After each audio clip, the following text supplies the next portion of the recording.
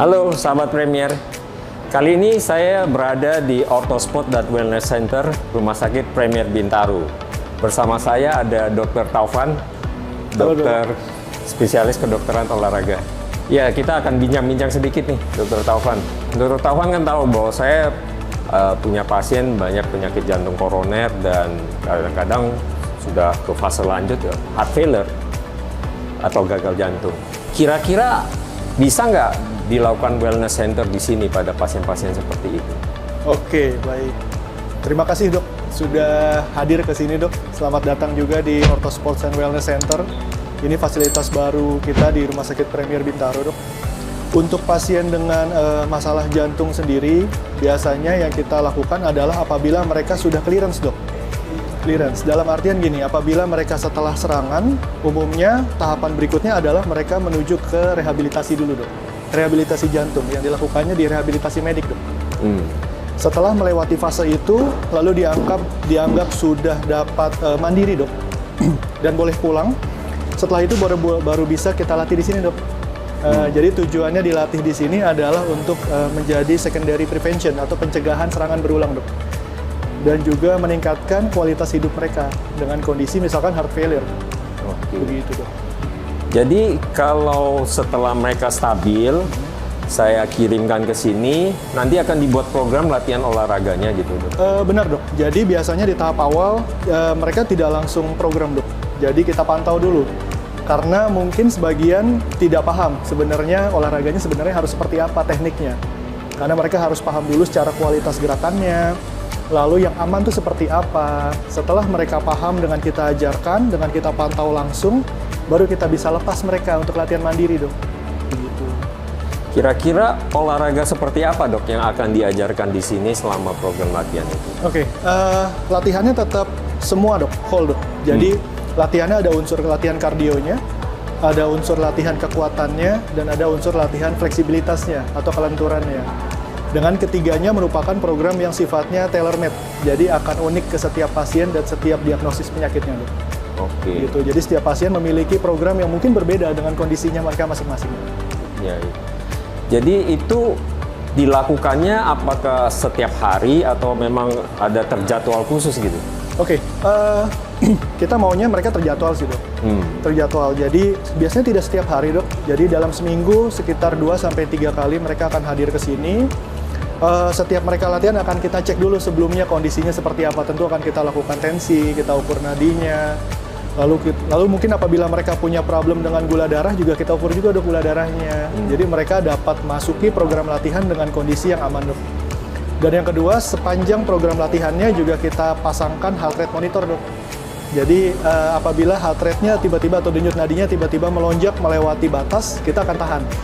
Nah ini benar nih, ini untuk pasien-pasien jantung ini perlu nih. Kadang-kadang heart rate monitor yang terlalu berlebihan membuat iskemik justru. Benar dok, setuju dok. Oke. Jadi kira-kira dokter akan membuatkan program, terus pasien itu dalam program itu berapa bulan gitu dok? Oke, kan tujuannya adalah sebenarnya untuk mencegah dok ya, secondary prevention. Dan yang kedua adalah kita ingin meningkatkan kualitas hidup mereka dok, dengan melakukan latihan olahraga. Maka kalau kita bilang programnya sampai kapan ya sampai lifetime dok. Program ini akan berjalan seumur hidup mereka gitu. Tapi mungkin akan dilakukan dalam kontrol adalah hanya progresi. Misal 2 minggu pertama mereka akan berlatih di sini dengan kita pantau, kita ajarkan, lalu setelah itu kita lepas di rumah. Mungkin mereka akan kontrol 1 bulan sekali dok. Dengan sifatnya laporan tuh, dok, saya sudah melakukannya di rumah, ini laporan saya sudah bisa nih dok. Apa bisa saya tingkatkan lagi kemampuan saya? Karena kan kita harus pantau progresinya harus membaik, makin baik dan makin baik dok. Iya, jadi memang ada kesinambungan ya. Yes, dok. Jadi pada akhirnya pasien harusnya mandiri juga melakukan benar itu yang kita mau dok. Oke. Kira-kira tipsnya apa nih dok? Latihan-latihan apa yang diberikan gitu dok biar sahabat Premier ini tahu gitu? Oke, kita bagi menjadi 3 nih dok. Kembali, yang pertama adalah latihan kardio. Latihan kardio ini penting dilakukannya mungkin lebih dari 3 kali seminggu dok. Sifatnya harus yang stabil, bukan yang sifatnya tiba-tiba ngebut. Contohnya, saya menghindari gerakan-gerakan atau kita menghindari gerakan-gerakan yang tiba-tiba mendadak berubah arah. Misalkan sprinting atau lari cepat itu kita nggak mau. Gerakannya harus yang pelan, yang santai, yang kalau kita pakai aturan intensitas sebenarnya antara ringan menuju sedang. Gitu. Dan kalau kita gunakan heart rate monitor mungkin hanya peningkatannya sekitar 20 hingga 30 dari heart rate dasar mereka, restingnya lah. Gitu. Jadi benar-benar santai, tapi kita maunya panjang waktunya. Dan yang kedua syaratnya adalah kalau tadi saya bilang panjangnya itu nggak langsung 1 jam hari itu juga, enggak. Jadi pelan-pelan kita belajar 15 menit dulu hari ini. Minggu depan kita naikkan ke 20 menit dengan mereka melakukan yang konstan tadi. Apakah ada masalah atau tidak? Kalau tidak ada, minggu depan kita tingkatkan lagi 25 menit. Jadi ada progresi yang jelas juga. Itu kalau dari kardionya. Yang kedua adalah latihan kekuatan, dok.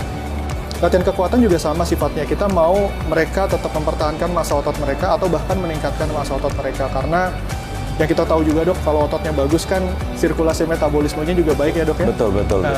Dan yang kedua adalah dengan otot yang bagus, mereka akan jadi lebih pede tuh, dok. Pede. Jadi mereka pede untuk dalam artian menjaga postur mereka. Harus mengangkat barang misalkan kesehariannya atau mengambil sesuatu, mereka akan cukup pede. Latihannya juga sama sifatnya, jadi kita menghindari gerakan yang mereka sampai mengejan, kita nggak mau. Itu yang nggak boleh banget ya, dok ya? Betul. Dok, ya? Jadi mereka harus bisa mengangkatnya dengan santai, dengan pede, dan juga tetap pada akhirnya akan ada progresi dari sana, dok. Dan yang ketiga adalah latihan fleksibilitas atau kelenturan. Ini juga sama, dok.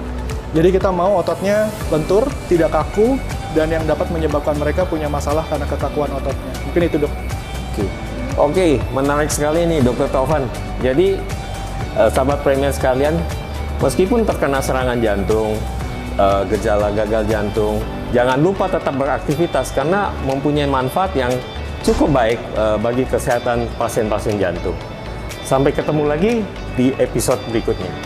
Salam. Salam.